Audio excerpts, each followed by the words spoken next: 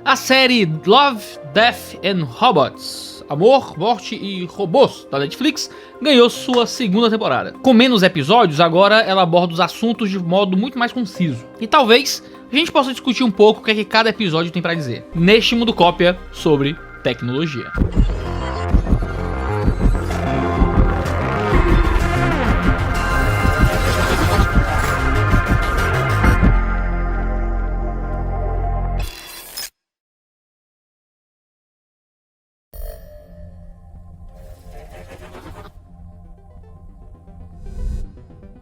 O primeiro episódio, Atendimento Automático ao Cliente, é uma sátira à dependência do homem aos recursos tecnológicos. No episódio a gente vê toda a população residente naquela mini cidade, vivendo toda a existência em total dependência dos fenômenos tecnológicos que rodeiam.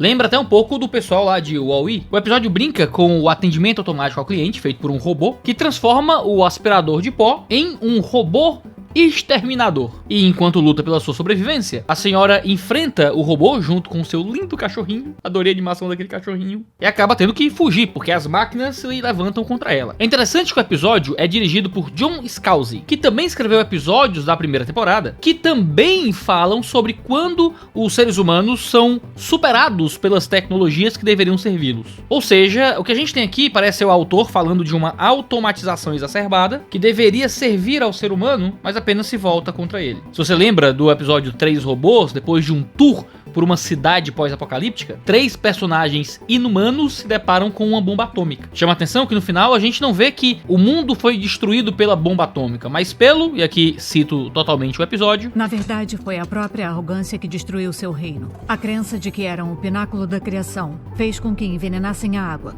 acabassem com o solo e sufocassem o céu. Não foi necessário um inverno nuclear, apenas o outono longo e desatento do seu próprio ego. Vou lhe dar um segundo pra pensar nisso.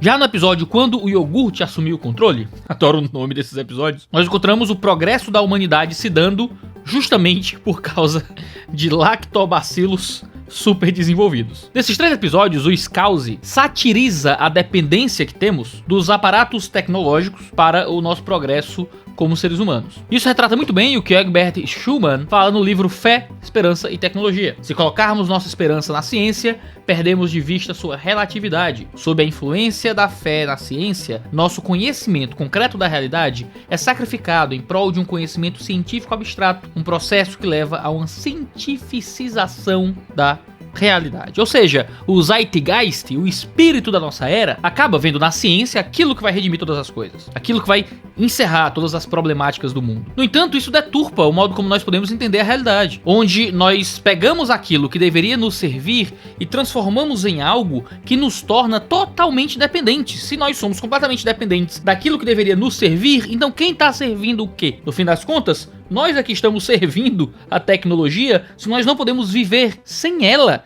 em nenhum dos nossos relacionamentos humanos. Então eu preciso de tecnologia para comer, eu preciso de tecnologia para me divertir com minha família, é tecnologia para falar com meus amigos, é tecnologia para ter romance, é tecnologia para encontrar prazer sexual. O Deus da ciência e da tecnologia eleva o conhecimento e a razão, mas muitas vezes demanda dos fiéis subserviência através de confiança em aspiradores multiuso e em iogurtes superdotados, mas chega à conclusão de que o orgulho acabará nos destruindo. Ou seja, os instrumentos criados para nos servir nos forçam a fugirmos deles para que possamos sobreviver. Então você faz detox de Instagram, você precisa aí de ritual do sono para começar a fugir de telas, óculos com filtro de luz azul, que é para você parar de sofrer tanto os efeitos de olhar para monitores o tempo todo. Os instrumentos criados para nos servir acabam nos esforçando a fugir deles para que possamos sobreviver. E isso pode acabar nos deixando desesperançosos, se imaginamos que a ciência que criamos sempre iria nos salvar. Schumann escreve em outro momento que apenas quando o reconhecimento da origem e significado da realidade precedem a ciência e dão o tom à sua prática, em consonância à direção normativa da criação, é possível possível rejeitar uma ciência instrumentalista e se permite à ciência manter uma relação correta no tocante à experiência integral da realidade. A ciência, então, só é realmente útil quando é colocada no seu lugar de serva, e nós, como indivíduos, nos comprometemos a cada vez mais termos partes da nossa vida que não são dependentes do aparato tecnológico que nem sempre está no nosso controle. Fora disso, a tecnologia acaba sendo senhora da nossa própria existência. É encontrar os amigos longe das videochamadas, é cheirar o próprio bebê, é ter um relacionamento humano que não se dê através de aplicativo, é encontrar algum entretenimento em coisas que são imediatas, em elementos da vida que estão à sua frente, não apenas naquilo que está sendo dado para você o tempo inteiro através de uma tela, de um computador, de um celular, de uma videochamada ou de alguma empresa multinacional que vai ter o controle dos teus dados. E com isso, o controle sobre a tua experiência.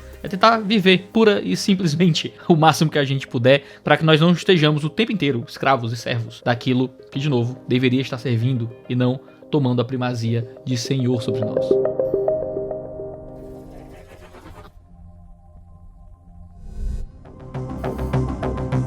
Gaiola de Sobrevivência retoma a discussão desse primeiro episódio, só que por outro prisma. Da mesma forma, a tecnologia que deveria servir o ser humano se volta contra ele. Aqui a gente tem um Michael B. Jordan de CGI lutando para sobreviver ao ataque de um robô quadrúpede que acaba apresentando mau funcionamento. Já falei que o pessoal lá... Qual é o nome daquele negócio? Já falei que ficar chutando robô cachorro nunca é uma boa ideia. Parem de chutar robô cachorro, tá bom? O ataque das máquinas vai vir através de robô cachorro. Pode notar. Vamos se vingar de todos os chutes. Saído de uma batalha espacial, o soldado chega a uma estação para se abrigar, mas ele tem novamente que lutar pela sua vida. Dessa vez, traído por aquele que tinha sido programado para ajudá-lo. Se a gente fica indignado quando o papel prende na impressora, se o smartphone trava, avalie aquilo que deveria nos salvar em nível de sobrevivência. O soldado se vê ameaçado de morte por aquilo que aparenta ser uma mistura de animal de estimação com robô serviçal. Duas coisas que deveriam estar sob o domínio do ser humano. Ele consegue sobreviver distraindo o pet robótico assassino com o feixe de luz da sua lanterna, o que é uma tecnologia bem mais primitiva, assim como gatos perseguem pontos de luz que são colocados diante deles. Tendo destruído o robô, ele solicita socorro e espera uma ajuda que aparentemente não veio, porque o episódio começa com o soldado ferido, ofegante e sozinho, constatando que morreria ali sem a esperança de resgate. O flashback nos mostra como ele chegou àquela situação e nos deixa com a reflexão de como a nossa vida é dependente e a nossa sobrevivência é completamente serva da tecnologia que nós criamos para nos auxiliar. Parece que todos nós estamos numa gaiola esperando que aquilo que nós criamos não se volte contra nós. Quanto de nossa vida não está entregue a códigos de programação, a cabos de fibra ótica, a telas de LCD, a revestimentos de plástico? Alheios ao que nos cerca, podemos estar caminhando para a derradeira profecia de Asimov, onde as máquinas controlam tudo, porque a fé na ciência fez da tecnologia a sua divindade soberana. As máquinas são vistas como deuses oniscientes, que processam elementos muito melhor do que os seres humanos, já que possuem capacidades infinitas. Em um diálogo no seu livro Eu, Robô, o Asimov escreve o seguinte: mas você está me dizendo, Susan, que a sociedade pela humanidade está certa e que a raça humana perdeu a possibilidade de opinar sobre seu próprio futuro? Ela nunca teve, de fato, essa possibilidade. Aqui é a resposta. Ela sempre esteve à mercê de forças econômicas e sociais que não entendia, sujeita ao clima e aos resultados da guerra. Agora as máquinas as entendem e ninguém pode impedi-las, já que as máquinas vão lidar com essas forças como estão lidando com a sociedade, tendo, como de fato tem, a maior das armas à sua disposição, o controle absoluto da nossa economia. Terry Eagleton escreve no seu livro A Morte de Deus na Cultura que a história da era moderna é, entre outras coisas, a busca de um vice-rei de Deus. Razão, natureza, Geist, cultura, arte, sublime, a nação, o Estado, a ciência, a humanidade, o ser, a sociedade, o outro, o desejo, a força vital e as relações pessoais, todos funcionam de tempos em tempos como formas de divindades deslocadas. Assim, a religião dogmática, na crença em uma divindade transcendental, é substituída por uma religião cética, no qual o ser humano diviniza elementos relativos da existência e que, por serem elementos menores, não possuem poderes absolutos. A liberdade do senhorio de Cristo leva o homem a uma religião que não é centrada naquilo que é todo-poderoso. Ao conferir a tais elementos poderes de uma divindade, a busca do ser humano por liberdade o trancafia numa gaiola onde os seus próprios males não são redimidos. Assim como na temporada anterior, o último episódio é sempre o mais introspectivo. Na primeira temporada, Zima Blue fala de alguém que encontrou feitos extraordinários, mas que sentia falta do propósito, da simples tarefa banal e corriqueira. Já aqui, em O Gigante Afogado, um cadáver humano de proporções colossais aparece em uma praia. Os curiosos se reúnem à sua volta, conjecturando a sua origem e criando teorias sobre o gigante. Os cientistas começam a investigar, tentando entender o que aquilo significa. O monólogo do cientista, que parece ter criado mais profundamente algum tipo de vínculo com o cadáver, nos leva às reflexões sobre a existência do gigante, que acabam sendo as reflexões sobre nossa própria existência. Vemos, antes de tudo, que aquilo que outrora causava admiração, espanto e maravilhamento se tornou objeto de degradação. As pessoas que antes contemplavam o ser agora fazem pichações e até chegam a comer sua carne. Depois, ele passa a ser esquecido, entregue à impiedosa degradação do tempo que o resto da humanidade se encontra, como reflete o cientista. É a reflexão sobre a morte daquele ser que leva o cientista a tentar investigar quem ele era em vida e traz para si a percepção que não somos diferentes daquele colosso. As perguntas que guiam nossa existência passam pelos porquês de existirmos, ao invés de não existirmos. O motivo de nossa existência, condutas,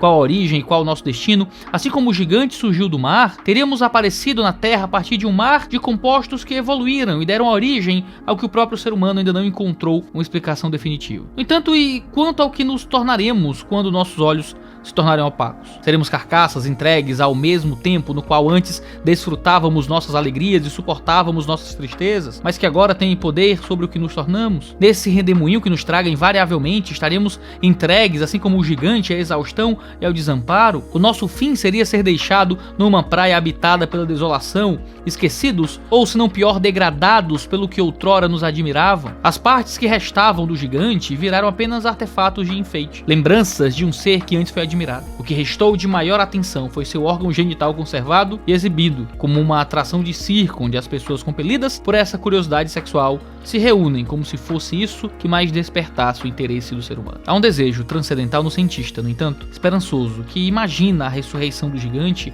reunindo suas partes e voltando para o mar, seu lugar de origem. As reflexões que buscam respostas para os porquês fundamentais do ser humano o acompanharão para sempre, justamente pela sua recusa de atribuir a Deus o crédito pela vida. Para que a ressurreição não seja apenas um sonho, fazendo assim da fé algo digno de pena, ela deve olhar para o primeiro dentre muitos que ressuscitou. A religião, como um elemento humano, sempre conduz à reflexão dos porquês que nos guiam. É a falta de respostas, ou as respostas erradas, que causam desordem à estrutura da criação que Deus nos fez. Essa criação que Ele formou e que Ele é soberano sobre ela. Sendo Ele a resposta para os porquês, para Ele viajamos de volta através da fé. E fé no Filho ressuscitado. É por meio dele que vencemos a condenação do pecado e a deteriorização que o tempo causa em nós, ao caminharmos ressuscitados pelas moradas que ele nos preparou. A tecnologia nos serve muito, mas não vivemos por ela, porque se vivemos por ela, ela se volta contra nós quando a colocamos no local que ela não deveria estar. É como ter um assassino no lugar de um robô, quando na verdade a tecnologia, no seu bom lugar, nos ajuda até mesmo a olhar para frente e enxergar meios de transcendermos uma deteriorização do nosso corpo, que só está disponível naquilo que não é tecnológico, mas é acima de tudo